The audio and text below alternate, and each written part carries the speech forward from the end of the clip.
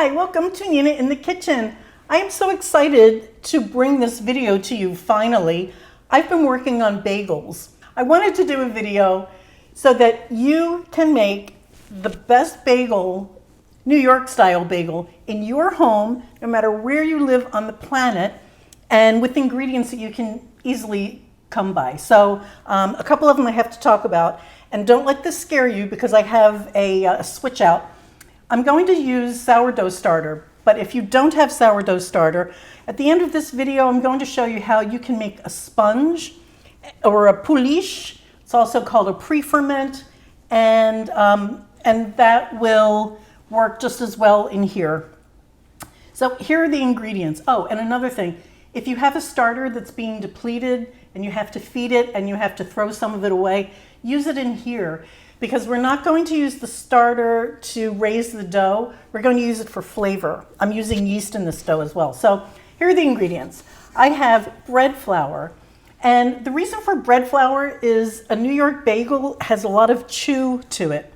So we're using bread flour, it's got a high protein content, and as if that's not enough, I'm also putting in, this is vital wheat gluten. This is just gluten that has been powdered, and you can find that in a health food store.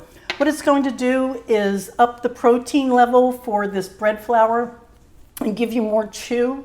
And if you bake a lot of bread, you may like to have that anyway for breads like, any artisan bread, a baguette, for example, you would like to use vital wheat gluten. The other ingredient that I have that's a little odd is barley malt or barley malt extract or syrup. It's called different things. Sometimes this comes in a jar, sometimes this comes this way. You can find this online, of course, but either wheat gluten or the barley malt syrup can be found in a health food store. The other ingredients are simple. I have instant yeast, 2 teaspoons, 2 teaspoons of salt, and this is 150 grams of filtered water, 3/4 of a cup of water. So I'm going to get started. Everything goes in the bowl. Now when you use a mixer, what you want to do is start with your wet ingredients. So I'm going to start with the starter, 100 grams of sourdough starter. That's about 3/4 of a cup. I'm going in with 2 tablespoons of barley malt syrup, and it's so gloppy that I don't bother to measure it. But that is 28 grams of barley malt syrup, and then I'm just going to slosh this all around. You don't have to be meticulous about this because as the machine kneads this, the dough will pick up everything that's in here.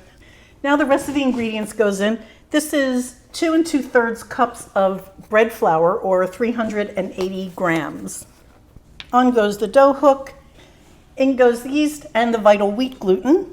I'll knead this for about 30 seconds. When it comes together as a dough, I'll add the salt. It's been about 30 seconds, and now I'm going to put the salt in just around the periphery of the bowl. And then as this gets kneaded, the dough will gently pick up that salt. Salt can sort of slow down the growth of the yeast. So this is going to go on medium speed, and I'm going to let this run for about 5 minutes and see where it is.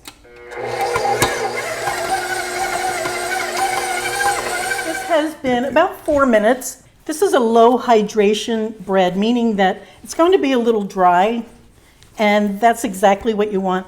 If you were to knead this by hand, do the whole thing by hand, it would probably take you about 10 minutes, 8 to 10 minutes to get here.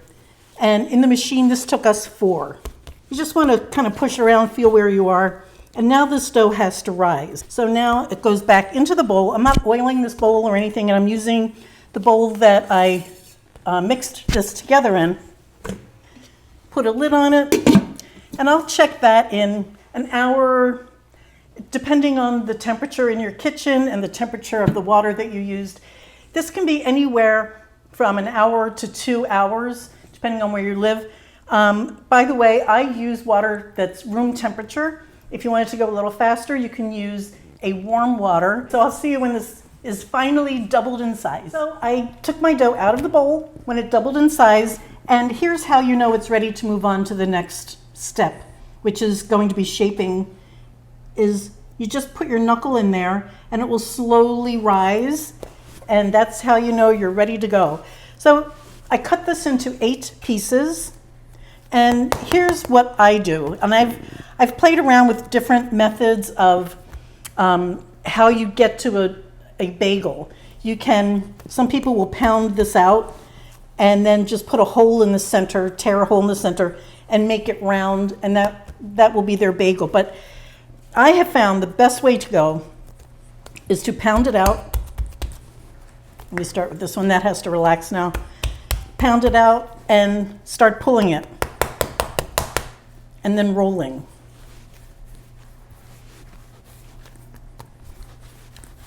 You don't want the ends to be tapered necessarily, but what you do is you just wrap this around your hand and put your fingers down, and then start rolling this part so that you meld these 2 edges together.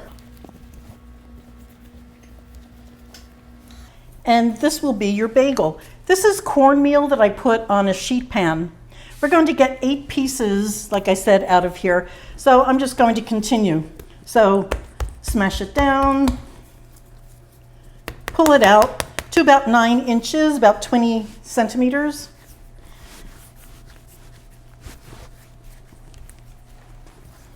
When you have it nice and round, you fold it over your hand, fingers down, and roll it out.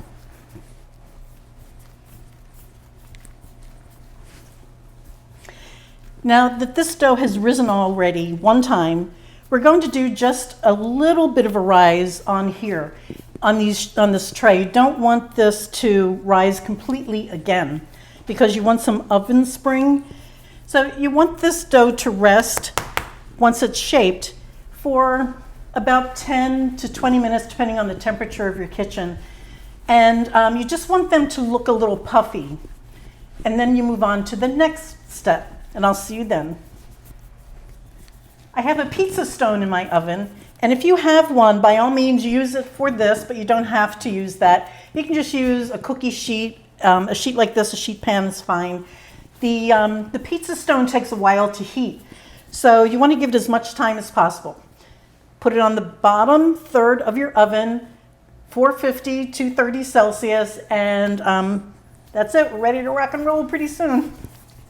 I have this water to a boil, and this is 1 heaping tablespoon of baking soda. See how that fizzes up? This is 2 tablespoons of sugar, just granulated sugar. And the reason for the sugar is just to sweeten the outside of this crust on these bagels. The pH of the water changes when you add the baking soda.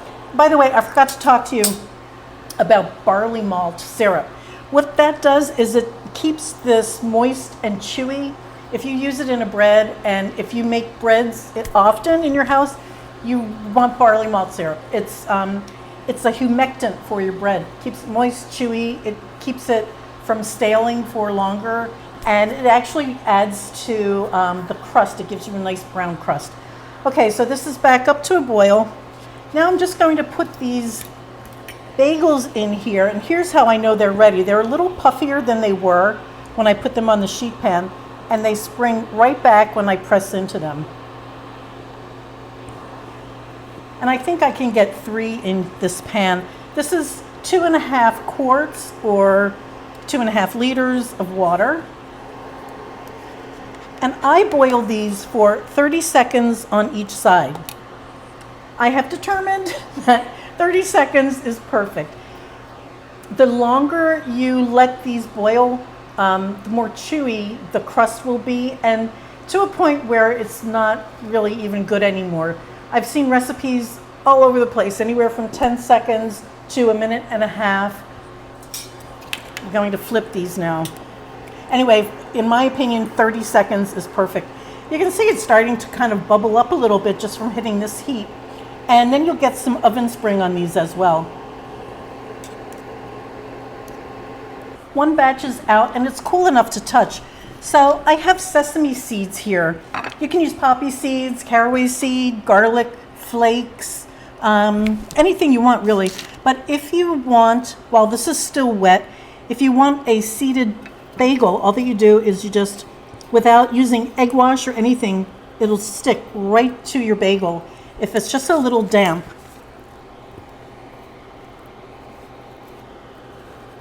This is an artisan bread, an artisan roll, if you will.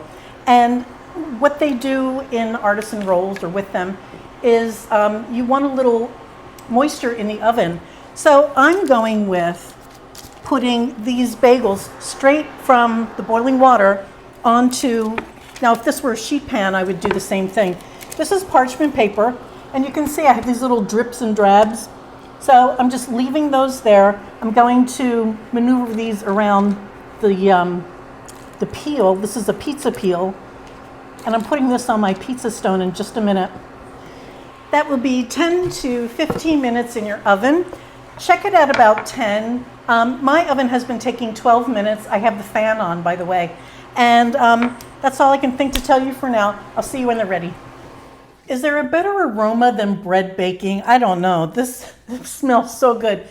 It's been out of the oven for 15 minutes. And here's what they look like. They're just beautiful, beautiful. So you, like every bread, you can't eat them as soon as they come out of the oven. And these, like I said, have been sitting for 15 minutes. This one's calling my name. Let me just see the inside. So here's the inside crumb. Beautiful, moist. It's a nice dense crumb, and unfortunately, I don't have cream cheese, but that's okay. They're delicious anyway. A good bagel has a little crisp when you bite into it. That's the crust. There's a little sweetness there, and that's well in the background. That's the barley malt, the moistness and the chew, barley malt, and also all of the gluten that we added, the vital wheat gluten and the high gluten bread flour. This is really fantastic. It's a keeper, you know, I let you know that. And that's it for today. Please make it, let me know if you do, and thank you so much for watching. Bye guys.